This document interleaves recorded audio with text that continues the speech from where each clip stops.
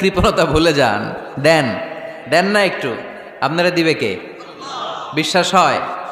দিলে বাড়ে, দিলে না দিলে কমে, কারণ আপনি দিলে আপনারে দিবে কে? তবে গোপন অবস্থায় দেওয়াটা উত্তম।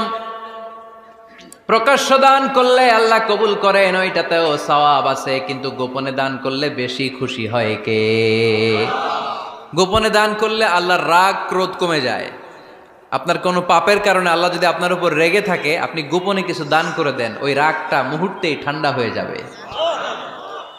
7 শ্রেণীর ব্যক্তিকে আল্লাহ তাআলা আরশের নিচে ছায়া দিবে কিয়ামতের দিন, যেদিন আকাশের সূর্যটা মাথার কাছে চলে আসবে, জমিনটা তামার জমিন হয়ে যাবে, তৃষ্ণায় মানুষের জিহ্বা বের হয়ে কুকুরের মতো নাভির সামনে ঝুলতে থাকবে। সূর্যের প্রচন্ড কিরণ আর তাপে মাথার মগজগুলো গলে গলে নাকের ছিদ্র আর কানের ছিদ্র দিয়ে ভাতের মাড়ের মতো টপ টপ করে বেয়ে বেয়ে পড়বে।